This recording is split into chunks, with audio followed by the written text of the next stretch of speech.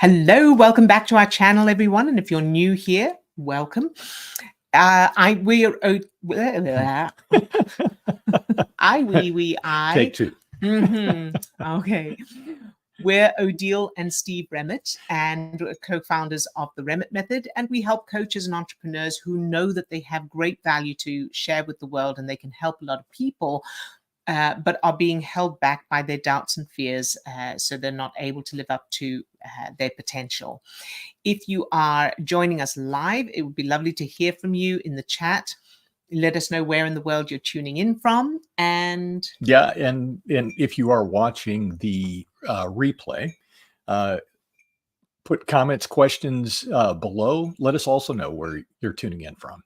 Absolutely. So today's topic, and it's a big one, and it's a big topic, and it's also very, very common. It is one of the top ones, right? One of the top issues, absolutely, for business owners. And we are dealing how to deal with financial stress. So I can't imagine if you've tuned in to this topic that you're also likely have dealt with.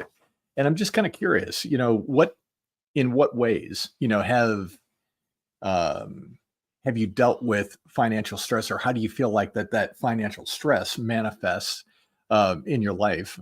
I know that for myself, we were talking about this a little bit earlier about how those financial stresses, fears are there in the background. And I know that one that has been there perennially for me for a long time in earlier iterations of my business and in my personal life. And it was one of these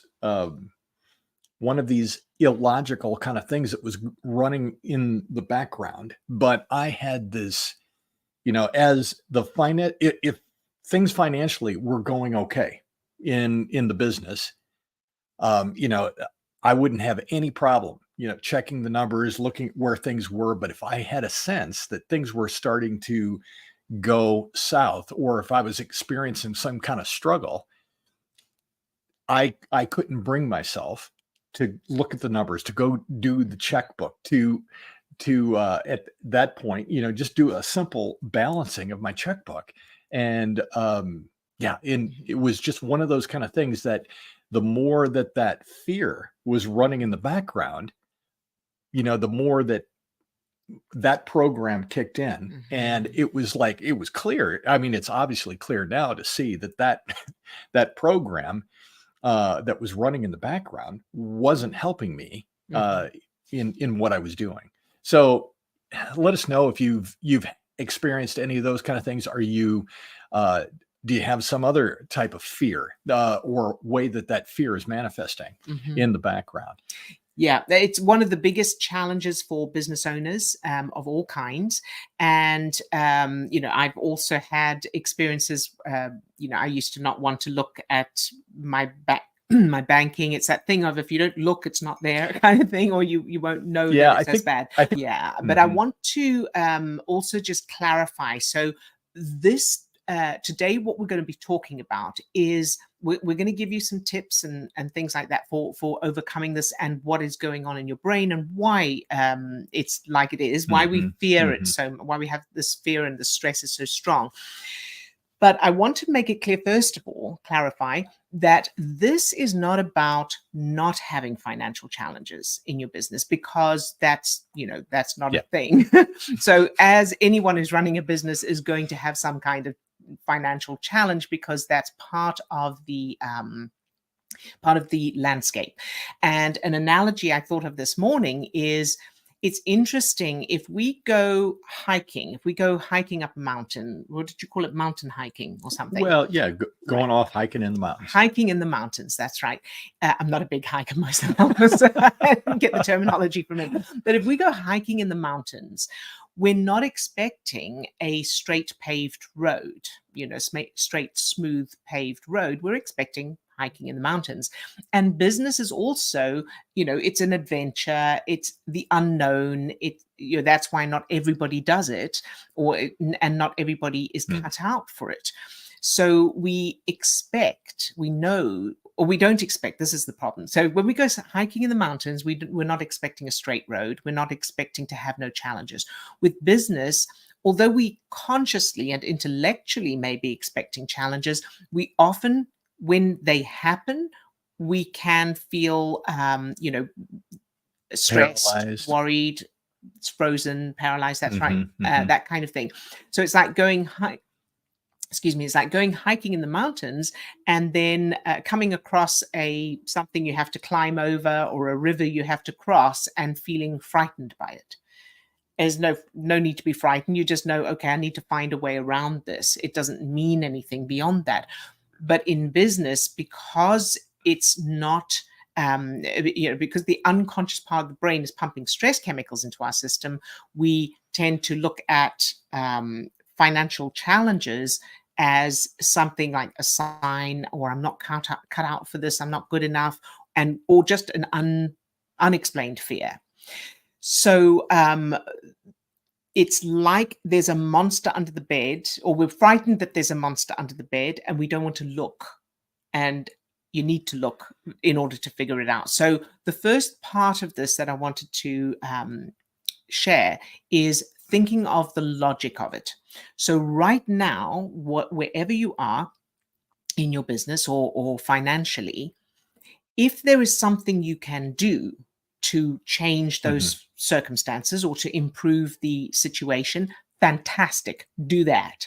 If there's action you can take, absolutely do that. If there isn't, if there's nothing you can do about it in this moment, then focusing on it and worrying about it is, of course, not going to change it, and it's putting you at a disadvantage.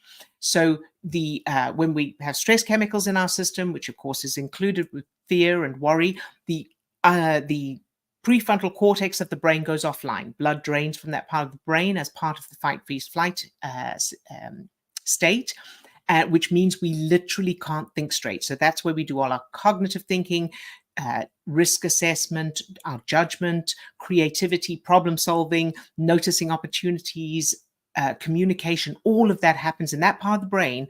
And while we are feeling a negative emotion, the blood drains from that part of the brain and we literally can't think straight. So it's like sitting in a dark room. So worrying about your finances or the financial situation is like, when you can't do anything about it, is like sitting in a dark room and not switching on the light. It's just sitting in the dark room. So, and that is, it's not just about sitting in the dark. It's about that until you switch the light on, you can't find anything. You can't find what you need.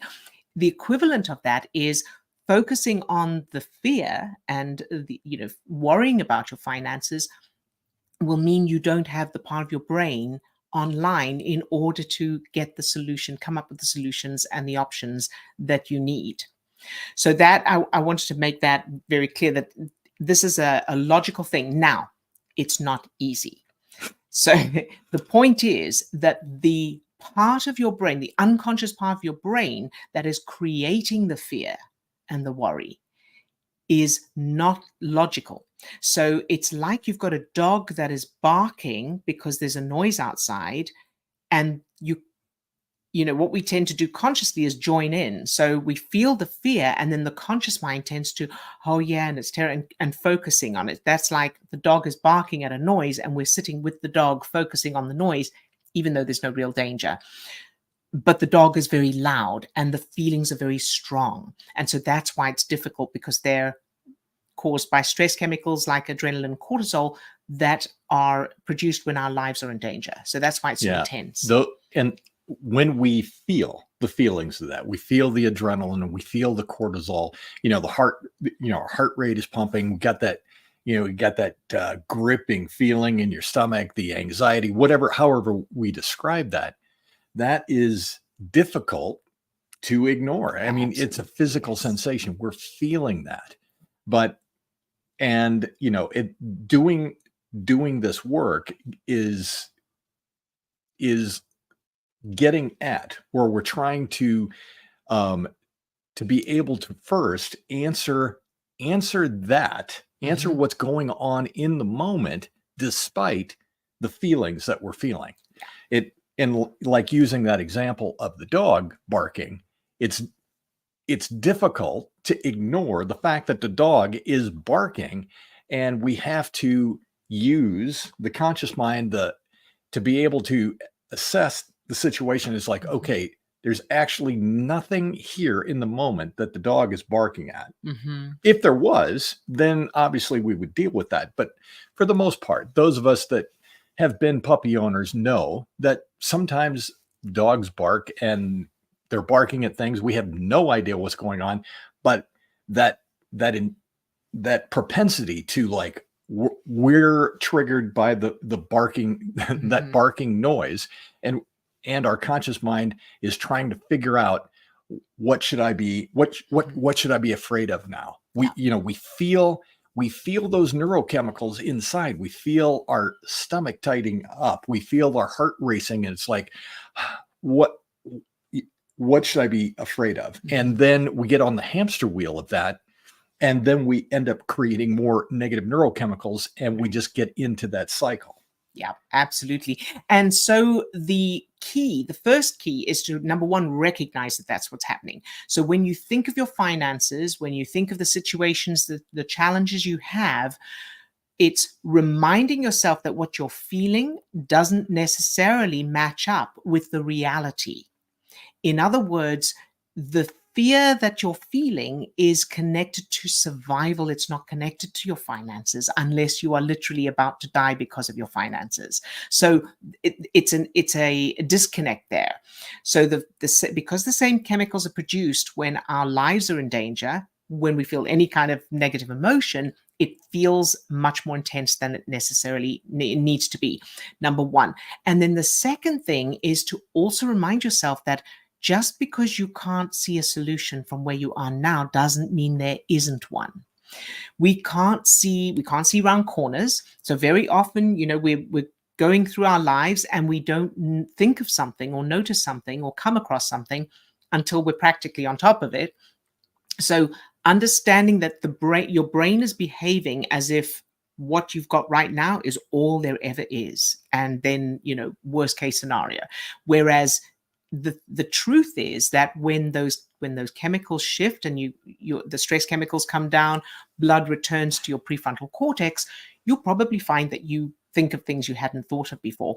I wanted to share one of mine, and this still amazes me. So, back in 2015, I was really struggling financially, and I was cleaning other people's houses, couldn't pay my bills, really struggling. And I hated cleaning houses. So I was doing a few different things. Cleaning houses was part of that. And I hated doing it, and I would dread doing it, and I would try and make the most of it, and look forward to being finished with it. And a friend eventually said to me, how much do you get paid for cleaning houses? And at that time it was £80. I was living in England, £80 a month. And she said, and how much do you get paid for a singing gig? And it was £100, sometimes 120, 140, but I said £100. And suddenly it occurred to me, and I had never thought of that before. I only needed to do one extra singing gig a month, and I loved singing. So it was doing one extra thing that I loved per month, a 2-hour singing gig, and I could completely give up the cleaning that I hated. It had never occurred Mhm. to me. Bizarrely, it had never occurred to me. And the reason I'm pointing that out is because there will be things that may be obvious to other people, solutions and options that you cannot see from where you are for two main reasons. Number one, prefrontal cortex offline, so you don't have the cognitive thinking Yeah. ability that you could have when you're feeling good. And secondly, the unconscious references, your self-image, which is a big topic that we go into in our free masterclass. The link is in the description. But your self-image and worldview. So my self-image and worldview back then was that I needed to be struggling, and so my brain was filtering out anything that didn't match up with struggling, keeping me in alignment with doing something I hated doing for a lot less money. and and so eventually I did When I realized that, I got one extra singing gig per month and gave up the cleaning. And I was like, I can't believe I've never done this before. So Hmm. yeah, I wanted to share that Hmm. example because it's an extreme one, of course, because it seems so ridiculous, but it was such an eye opener. Yeah, yeah. And I think that the starting to get an understanding of how this unconscious machinery is operating in the background and how we, because of that self-image and worldview that has been developed, throughout our life, Mhm. it ends up creating a filter that Right. we just can't see sometimes the very obvious that's in front of us. Right. So Mhm. so those two things. So first of all, recognizing that the fear, the intensity of the fear you're feeling is not necessarily a match for what you're really, for the reality. Now, that doesn't mean the fear will go away. It just means that it helps to start bringing your cognitive thinking online. So it's, the fear is more than, unless your life is in immediate danger, there's no need for the fear, really. It doesn't, it's not an indication of, it's not helpful. Number two, reminding yourself that just because you can't see a solution or think of a solution right now doesn't mean there isn't one. And then the third thing I wanted to point out is looking at the worst case scenario. And that can go Mhm. against the grain. That can seem counterintuitive. Like, oh no, don't think about the worst case scenario because then you'll make it happen. And but the idea is to look at the worst case scenario for two main reasons. Number one, to bring down those stress chemicals so that you know what you'll do if that happens. You're not going to make it happen, but if it happens, you want to know what you'll do. And number two, because it's probably not what you think. It's probably not, and also that your brain lets it go then. So what I mean by that is if you're frightened that there's a monster under the bed, but you don't look to check if there's a monster under the bed, or if Mhm. there is something under the bed, what kind of monster it is, or then you're just going to sit there frozen in fear, and it keeps you stuck. On the other hand, if you think about it and you think, okay, worst case scenario, what's the worst that can happen? And this is the important piece, what will I do then? What would my options be then? So if the thing you're worried about, so number one, identifying what you're really worried about helps to also reduce the fear of the unknown. And then, secondly, if that happens, then that. So it's like if you're doing a fire, you've got a fire drill thing. Practicing the fire drill or figuring out what you'll do if there's a fire doesn't make a fire happen, but it means that if a fire happens, you've got a plan. You know what you'll do. Now, ideally, you never have to experience that, but the point of having something that, knowing what you'll do helps your brain to let go and go, okay, so it's okay if the bad thing happens, I know what I'll do. Now let me focus on what I really want and moving forward. Yeah, absolutely. And I think that um, I'm trying to remember, somebody might be able to help me there with who came up with this quote, but that notion of, I've spent a lot of years of my life worrying about things that never happened, or Yeah. I'm really botching that quote, but oftentimes we get so focused on this monster, this worst case scenario that's running around in the back of our head, Mhm. and doing that work seems completely counterintuitive. Mhm. And I remember you and I working on this, Yep. when we were first getting started, and I had such resistance Yes. to, it's like, I can't allow myself to think about the worst case scenario because Yeah. I don't want to manifest that. I Right. don't want to That's make right. that Yeah. happen in my life. Yeah. And then, and I know that we go into this in more detail in the masterclass, but really recognizing that the monster that we're really afraid of isn't what we think it is in the moment. Mhm. It's not that the financial situation that we're dealing with in the moment isn't really what's causing the fear, and then really kind of diving in to figure out what is the Mhm. foundation, or what is actually causing that fear, that monster that we're running from, Mhm. is really what changes all of that. Right. Right. So yeah, that, but again, if we face that fear head on Mhm. and figure out what it is, then it's like, oh, Mhm.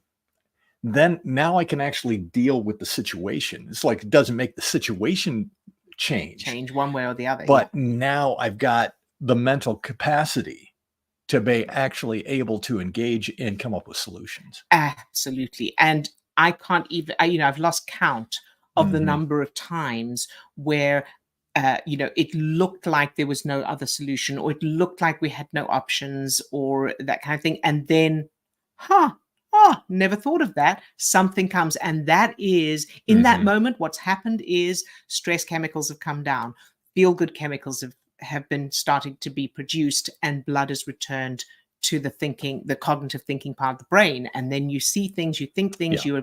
you Yeah. contact people. There's all of that. Was that all that's on our list for You talking know, about? I believe I think so. that's let us know if there's anything that we haven't covered. In other words, if there's anything we can, if you have questions or challenges or problems that you feel like, oh, but you didn't address this, and we will answer those comments. Yeah, and if this conversation has kind of sparked that curiosity of trying to figure out what it is for yourself that Mhm, is the underlying those underlying references or that underlying what caused the fear in the first place, because mhm. everybody has a different reaction Yeah. to what's going on in the moment. So just because I may be experiencing um, a situation, XYZ situation in my life, in my business right now, my reaction to that is Mhm, completely unique to everybody else's. mhm. And that's what we want. Yes. That's what we want to dive into. That's what we want to spend some time working on in order to be able to modulate that fear response Right. that's there. Yeah, because not everybody has the same reaction or experience of the same circumstances and situations. So the same financial challenge with two different people, they could have completely different experiences of it and reactions and responses, and therefore come up with different solutions Mhm. as well. So there was something else I was going to say as you were talking. Now forgotten. Ha! Mm. I think it was about no, gone. Never mind. Well, again, if you want to join in or dive in a little bit more in looking at those foundational pieces, check out that link in the description for our Yes. masterclass. We'd love to see you there, and we'll kind of go a little bit deeper with that. Yes, indeed. All right. Have a fabulous rest of your day. Bye bye now. Bye for now.